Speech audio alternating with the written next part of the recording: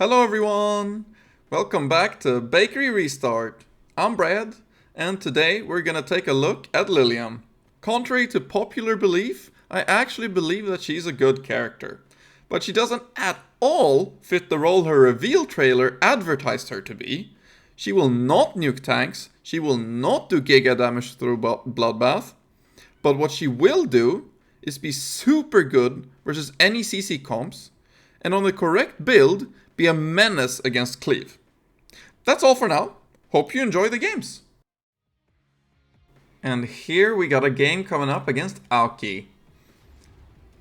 And we have faced a few times after this, but this was one of the early ones. It was a pretty enjoyable one, showing off what Liliam can do against Cleave.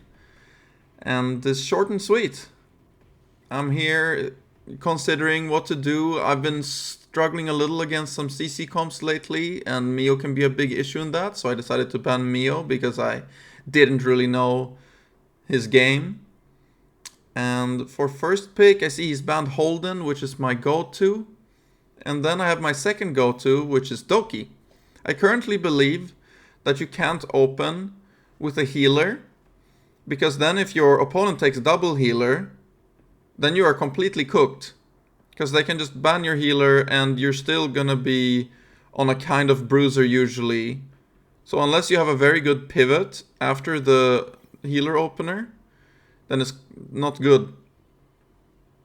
As you saw there, I went for the Liliam second after seeing the Rev on Freya and the Lily, because this is showing it's gonna be Cleave.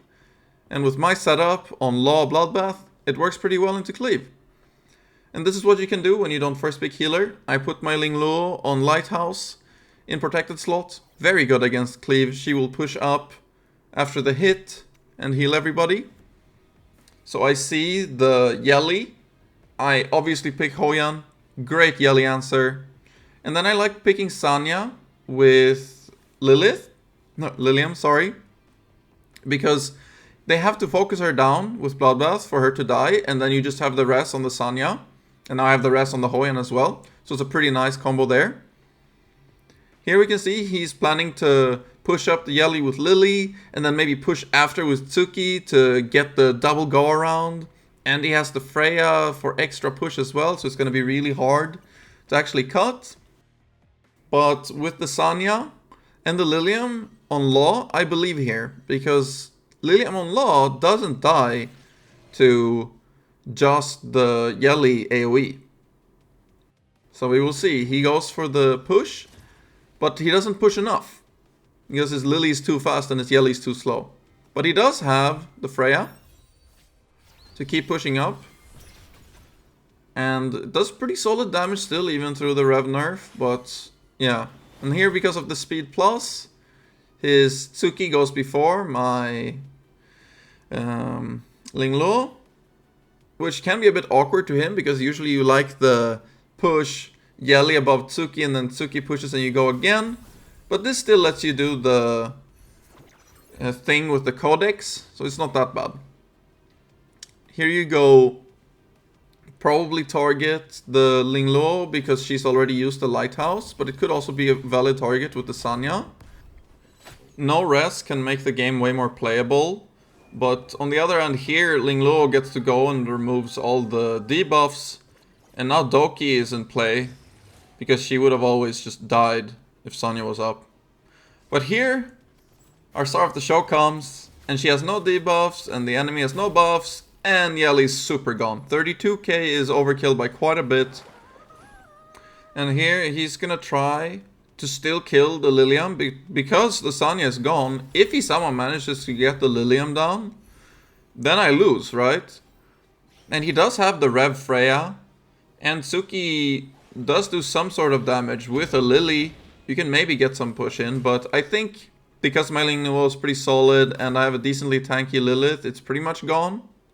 As mentioned though, the scary thing with Liliam is that once the enemy starts to buff up with, for example, a Freya skill 2 or an attack down from Casio, for example, killing some of these units can be pretty tough. You really need all the damage you can get on her to get through when you have an attack down, for example, or when the enemy has a defense up. But if you're tanky enough with some healers, you don't always need to one-shot to get good damage through, and because of the seal, you will always kill on the second go around. So if you know you can survive, then it can be okay to not immediately one-shot. But in my experience, in these Cleave matchups, she will always kill the Yelly or the Messiah, etc. And I'm actually less afraid of a Messiah, funnily enough, even though he will get invincibility. The fact is, a Messiah can't kill the Sanya like the Yelly did there, so my whole team would be alive. And if my whole team is alive after the first burst, then it's very hard to lose at that point. And here we go, because we were able to weaken the Lily through our skill 2. On the second attack with the skill 3, she's still dead even though she has a defense buff. And that's the strength of having this more defensively tilted Liliam with the Law and the Bloodbath. That she doesn't need to do the one-shot on everything to win. But she's still squishy. Like, if she died there, this game could have been over. So be aware that this character, I don't know why she is so squishy, because her stats don't look that bad, but she takes infinite damage for some reason. So yeah, I think a pairing with Doki is one of her best, because then you can always remove the attack down, for example. And it's obviously good because you're gonna pick her into CC comps a lot of the time, and Doki into CC is amazing. And the Doki on Lighthouse is good versus Cleave as well. So yeah, that's that game. And here we're up against Watchoum. You might have seen my game in the tournament against him. I think that was a more interesting game, to be honest. But this one is actually pretty cool as well, because it really shows that Liliam into Tiamat specifically can be very effective. And I decided to ban the Rahu because I don't have a well-built Rahu, and I know he has a pretty decent one. So being rid of that makes my draft way easier. He starts the Ling Luo, which I don't personally think is correct, but it can work depending on what your next draft is going to be. I, though, decide that I think I have a stronger draft into him if I don't overload on the healers. And also, if he just goes Ling Luo, Sanya, Fushu here, then it's going to be a bit rough for him, because I know he doesn't have an insane Vero to do this disgusting thing Shotty did.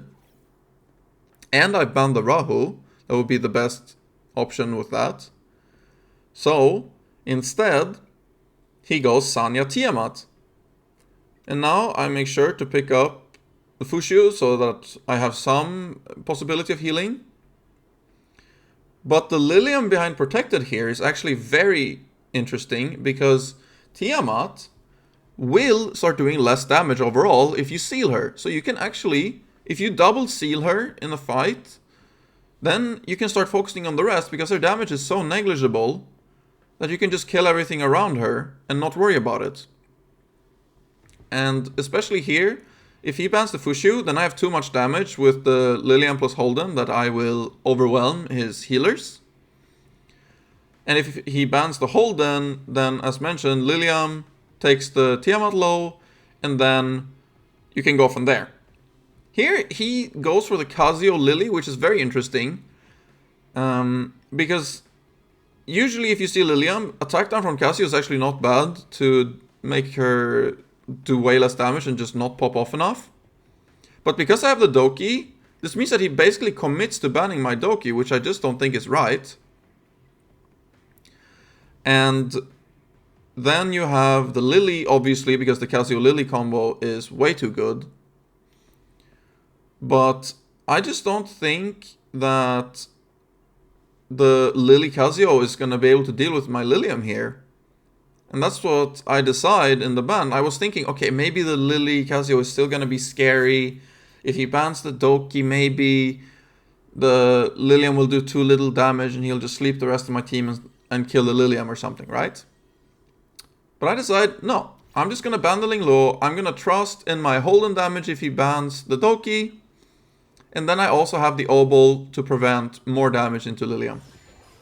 He decides to ban the Obol, interestingly enough. And now he goes for the sleep. He misses on the Doki because I have too much effect resistance. And she gets to go. And here we have the Liliam with no attack down because of the Doki. And just sends the Casio to the Shadow Realm. He does have the Sanya though. So it is a possibility for him to get back into this and just rest and then start sleeping the rest of my team and go from there. But I just don't think, since he let Fushu through, that that's gonna work. Because of my build on Supernova and Bulwark and him not having a strip, he wasn't able to sleep her in time. And now her ult is up. I just don't think he has the damage to get through my Fushu at this point. As you see, sure, wow, the shield is gone on my Liliam. And see, that's not even half HP and that's all the damage he has. I'm just gonna attack with Holden and then skill 2 finishes her off and the whole team is stunned. And now I'm gonna cooldown reduce, which makes it so that Liliam is gonna be able to go again with her skill 3 next time. And now Fushu has skill 3 up right after her skill 3 ends, which is gonna be very nasty. Holden hits a nice defense down on the counterattack. And this is just gonna let my Liliam completely nuke her. And oh, I see, the Lily managed to hit the skill down on my Liliam, but that's fine. Still 15k on skill 1. Her damage is not bad, guys. But she just struggles into Bloodbath. And it's as simple as that. CC gone. Yeah. And that's all from today's video. I hope you enjoyed. Liliam still has a lot of testing and experimenting to be done. Expect to see more of her in my upcoming videos. And eventually, when I feel good about all the testing, I will be posting a full guide as well. But for now, my next guide I'm working on is Lilith. I've seen a lot of requests in the comments about her, and she's one of my favorite characters. So look forward to that. Thanks so much for watching, and have a good one.